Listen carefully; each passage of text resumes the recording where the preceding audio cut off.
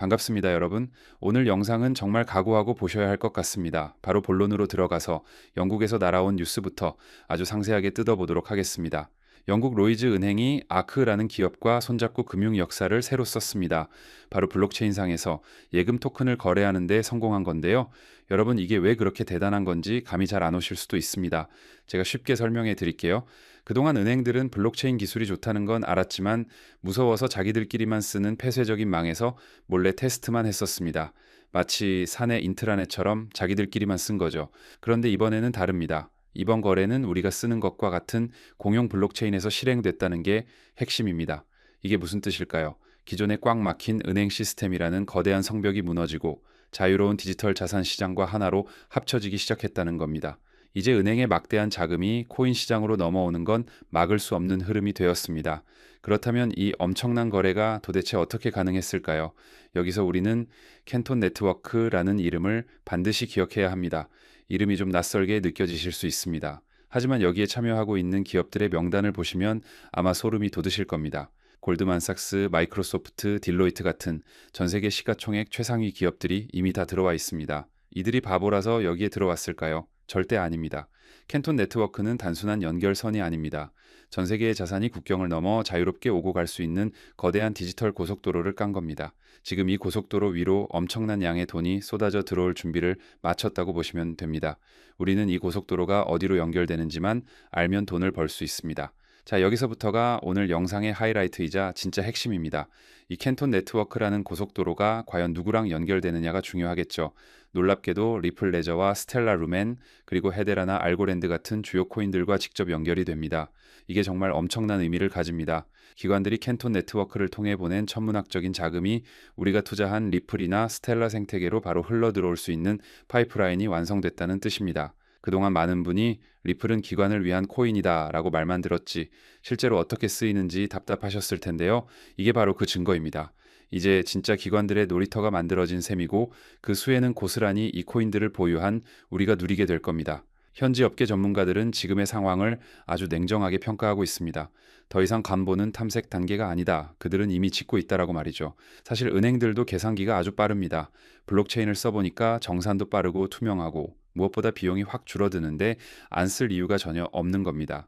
이제는 실험실에서 테스트하던 시절은 끝났습니다. 본격적으로 실제 서비스에 적용하고 돈을 벌어들이는 단계로 넘어갔습니다.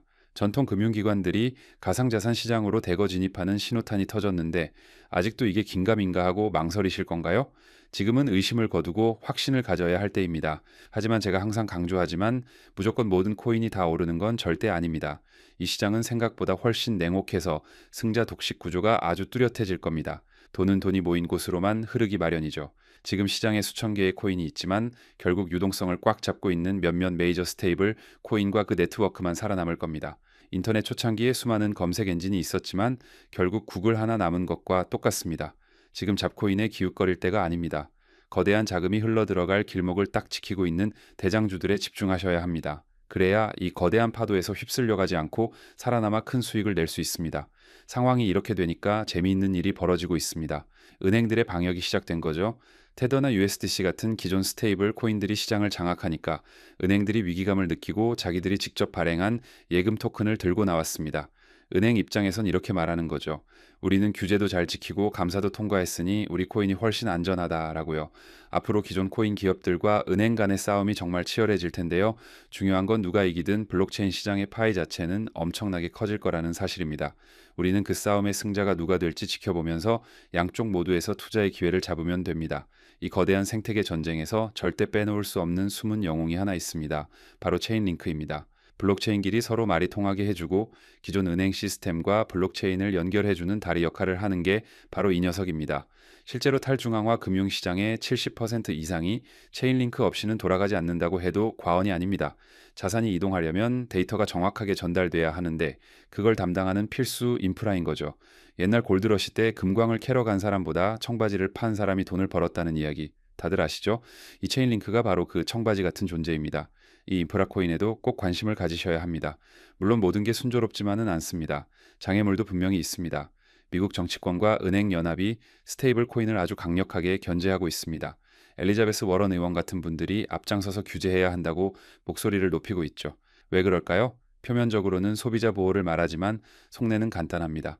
자기들의 밥그릇을 지키기 위해서입니다. 코인 시장이 너무 커지면 기존 은행들이 가져가던 이익이 줄어드니까 필사적으로 막아서는 겁니다. 하지만 여러분, 역사를 보면 기술의 발전은 법으로 막을 수 없습니다. 이건 시간 문제일 뿐 결국 흐름은 넘어오게 되어 있습니다. 이 싸움의 핵심은 결국 이자 문제입니다. 우리가 은행에 돈을 넣으면 쥐꼬리만큼이라도 이자를 주죠. 그런데 스테이블 코인은 그동안 발행사들이 예치금 이자를 자기들이 다 먹었습니다. 은행들은 이게 불공평하다고 공격하는 거고요.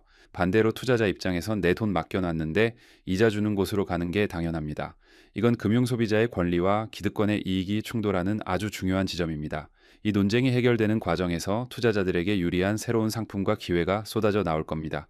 우리는 그 기회를 놓치지 말아야 합니다. 여러분, 지금 시장이 조금 흔들린다고 해서 너무 불안해하지 마세요. 데이터를 한번 볼까요? 비트코인을 지난 10년 동안 보유했다면 수익률이 무려 11,000%가 넘습니다.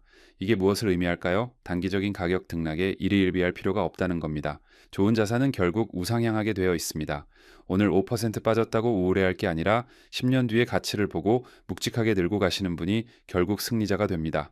엉덩이 무거운 사람이 돈을 번다는 건 역사가 증명하고 있습니다. 자, 이제 결론을 말씀드리겠습니다. 지금의 리플과 스텔라가 보여줄 미래는 여러분의 상상 그 이상일 겁니다. 남들이 공포에 떨며 시장이 망했다고 떠들 때가 진짜 기회입니다.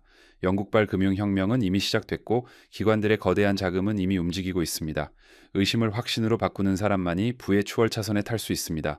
다가올 거대한 금융의 파도에 미리 올라타세요. 지금이 바로 여러분의 인생을 바꿀 최고의 매수 타이밍일지도 모릅니다.